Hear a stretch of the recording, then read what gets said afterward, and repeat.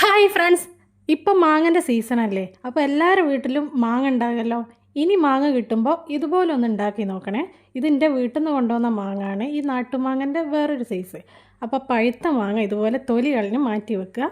ഇനി ഒരു ചട്ടിയിലേക്ക് കുറച്ച് വെളിച്ചെണ്ണ ഒഴിച്ചിട്ട് ഒരു 1/4 ടീസ്പൂൺ ഉലുവ ഇട്ട് കൊടുക്കുക. ഇനി നിങ്ങളെടുത്ത് ഉലുവൻ്റെ പൊടി ഉണ്ടെങ്കിൽ കടുക് മാത്രം ഇട്ട് കൊടുത്താൽ മതി. എന്നിട്ട് നമ്മൾ ബാക്കി പൊടികളൊക്കെ ചേർക്കുന്ന സമയത്ത് ഉലുവപ്പൊടി ചേർക്കുക കേട്ടോ.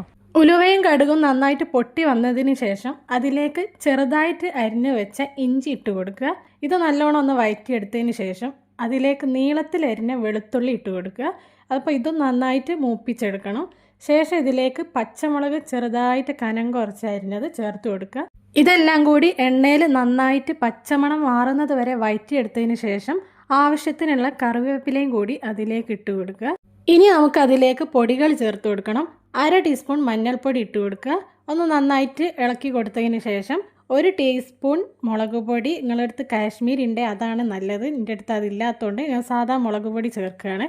അപ്പോൾ ഇത് നല്ലോണം എണ്ണയിൽ മൂപ്പിച്ചെടുക്കണം. ഒരു കളറ് കരിഞ്ഞു പോവാതെ നോക്കുകയും വേണം. കളറൊന്ന് മാറി വരുമ്പോൾ നമ്മൾ തൊലി കളഞ്ഞ് വെച്ച മാങ്ങ അത് ഇതിലേക്ക് ചേർത്ത് കൊടുത്ത് ഇനി ഇത് നല്ലോണം ഈ മുളകും പൊടിയൊക്കെ എല്ലായിടത്തും എത്തും പോലെ ഒന്ന് മിക്സ് ചെയ്ത് കൊടുക്കണം. കുറച്ച് സമയം ചെറിയ തീയിലിട്ടിട്ട് നന്നായിട്ടൊന്ന് മിക്സ് ചെയ്തെടുക്കുക. ഇനി നമുക്കിതിലേക്ക് വെള്ളം ചേർത്ത് കൊടുക്കണം. ഈ മാങ്ങ എല്ലാം ഒന്ന് മുങ്ങിക്കിടക്കുന്നത് വരെ നമ്മൾ വെള്ളം ഒഴിച്ച് കൊടുക്കുക.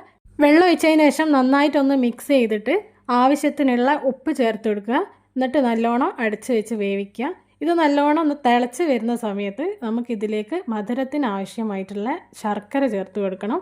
ഞാനിവിടെ ഒരാണി ചെറിയ ശർക്കര ചേർത്ത് കൊടുക്കുകയാണ്. അപ്പോൾ ഇതിൻ്റെ പരിപാടി ഇത്രയേ ഉള്ളൂ. ഇനി ഇത് ചെറിയ തീയിലിട്ടിട്ട് ഇങ്ങനെ കുറുക്കിയെടുക്കണം. ഇത് ചെറുതായിട്ട് വറ്റി വരുമ്പോൾ അതിങ്ങനെ മിക്സ് ചെയ്ത് കൊടുക്കണേ. നന്നായിട്ടൊന്ന് മിക്സ് ചെയ്തെടുക്കണം. പതുക്കെ മിക്സ് ചെയ്താൽ മതി. ഇത് ഇന്ന് കഴിക്കുന്നതിനേക്കാളും നല്ലത് നാളെ കഴിക്കുന്നതാണ് കേട്ടോ. കുറച്ച് പഴയതാകുമ്പോൾ ഈ മധുരമൊക്കെ ഈ മാങ്ങയിൽ നന്നായിട്ട് പിടിച്ചിട്ടുണ്ടാവും. അപ്പോഴാണ് ഇതിൻ്റെ ഒരു ടേസ്റ്റ് ഉണ്ടാകുക. അപ്പോൾ എല്ലാവരും ഇതൊന്ന് ട്രൈ ചെയ്ത് നോക്കണേ. ഇനി മാങ്ങ കിട്ടുമ്പോൾ അപ്പോൾ എങ്ങനെ ഉണ്ട് എന്നുള്ളത് കമൻറ്റിലൂടെ ഒന്ന് അറിയിക്കുകയും ചെയ്യാം. എന്നാൽ ശരി.